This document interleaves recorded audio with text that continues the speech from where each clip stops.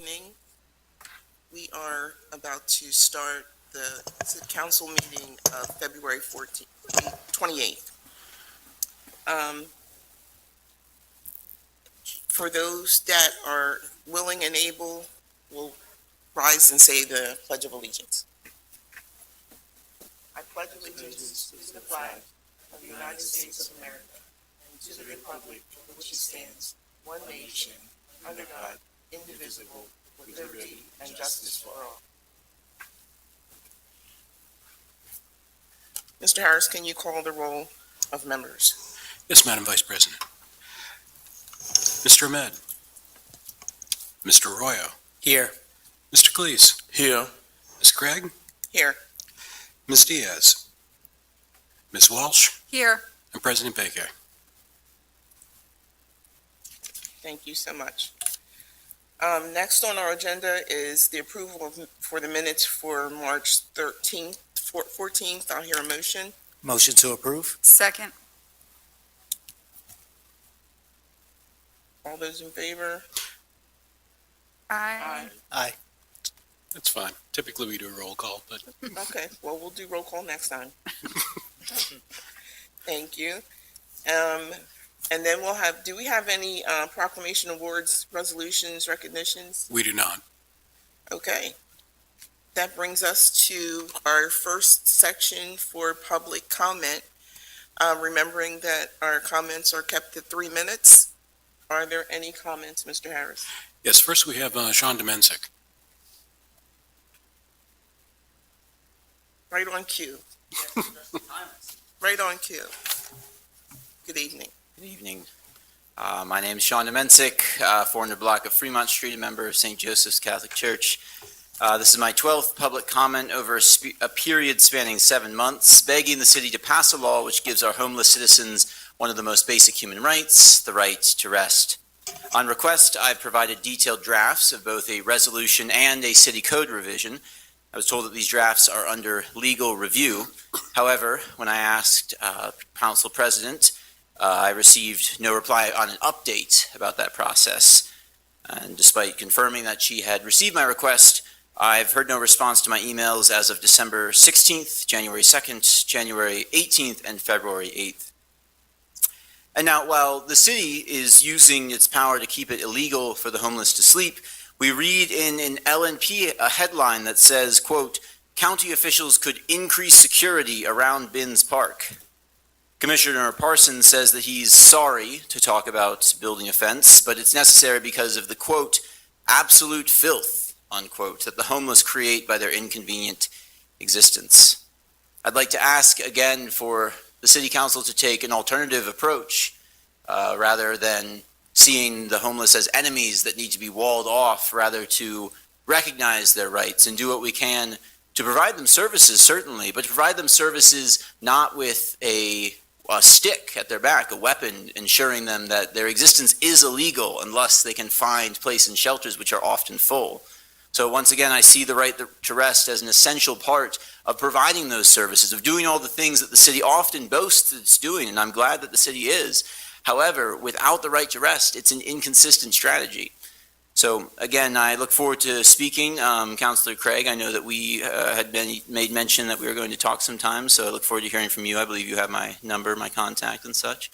And so again, ask the City Council to recognize the urgency, the importance of this process. It's been 7 months since I brought it up. I've seen many things come and go in that time. So I'd again point out that this is an issue of human rights, and so I think should be at the top of the list of priorities. So thank you for your time, and please consider moving forward with this as soon as possible. Thank you, Mr. Domestic. Mr. Harris, do we have further public comment? Yes, we do, Madam Vice President. Next is James Pelisicchio.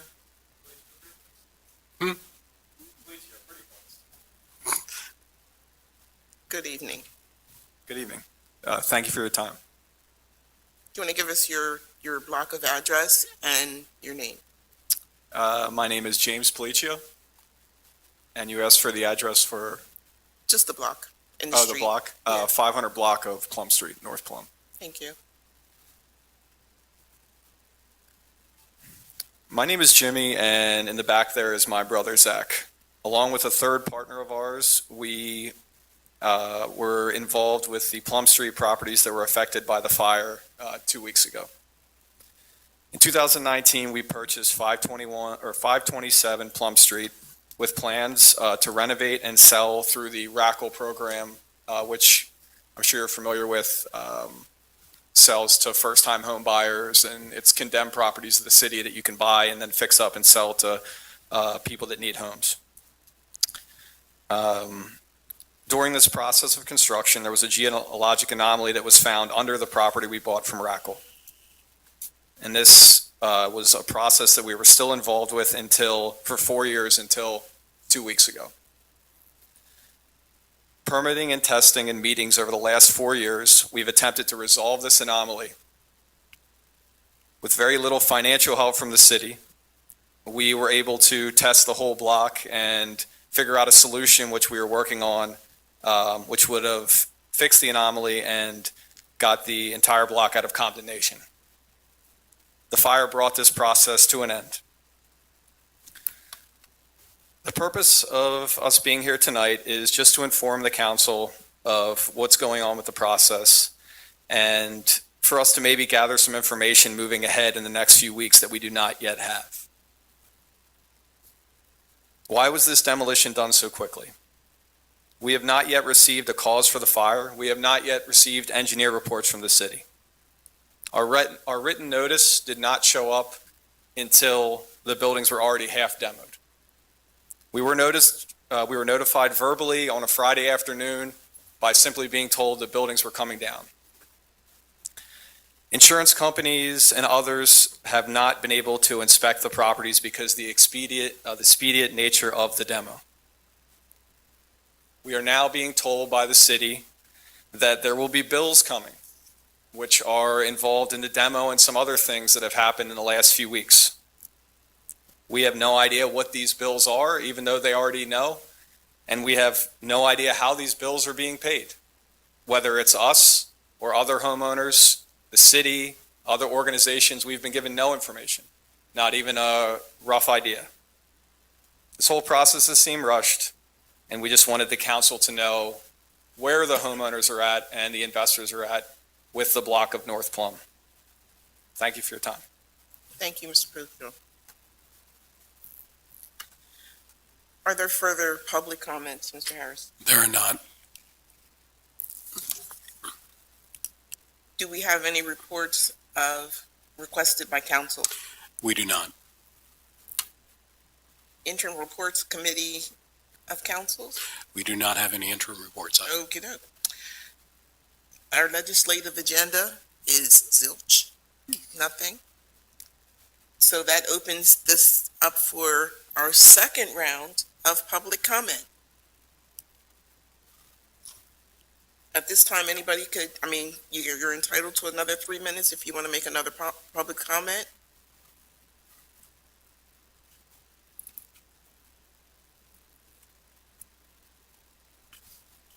Sean Mensick, 400 block of Fremont Street.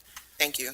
Obviously, I've mentioned what I've already said. I'm curious if any of the counselors here, I've spoken individually with most of you, have any comments on the process right now. The county commissioners are planning to, are hoping to fence off parts of bins, if there's any comments from the council on the topic. Because when the LNP reached out for the city, there was no comment. So I think to most people, it seems as though, the city has no comment, or perhaps is just silently supportive of what the commissioners are doing. At this present time, I don't have any comment on it because I really have neglected this is, when you're saying this, that's the first I've heard about it. Mm-hmm. I see. So, Vice President of Council. At this time, I don't have any lengthy comments, but this is something that I am personally trying to look into to figure out if the city has any role. I do know that that land may be owned by the county, that is talked about being fenced off, and I do know that there are a lot of social services who are working to try to relocate some of those folks and also offer them services. But I certainly have your contact information, and I'll look further into this for you. Certainly. And regarding the overhang, yeah, many people, and I'll mention it for the record for anyone listening or interested, the overhang of bins, the part that, has the covering, the awning, is county property, and then I believe the park is city property. Correct me if I'm wrong on that. But I think I would encourage councilors, and certainly I recognize Council President and the mayor are absent, but encourage them to speak on the issue. I think that the loudest voices around homelessness and such, the voices that are quoted in that article, the LNP, are either the people saying, we're providing services, or the commissioners talking about how we need to fence things off, how the city needs to crack down more. But on the question of, services are constantly mentioned, but on the question of whether the homeless have any rights, whether they should be criminalized for their sleep, there's been silence on that. And so it sort of makes it appear as if the question is just one of services or how much policing to do, and not one of any discussion of human rights. So I'd encourage councilors, it'd be very easy to reach out to the LNP when the story like that is going on, to One United Way or something. And certainly, for the sake of the minutes and such, for Council President and for the mayor, be very easy, even without moving forward in these things, which I hope and beg and pray that you do, it'd be very easy to speak on the issue against what the commissioners are seeking to do. So again, thank you for your time. Thank you. Since we don't have any other public comment, next on the agenda would be the report of the mayor. She is not here, and I don't have one for her. Report of the president of council. She is not here, and I don't have one for her. Are there any further comments from council? I'll hear a motion to adjourn. Motion to adjourn. Second. We are officially adjourned. This February 28th meeting is adjourned.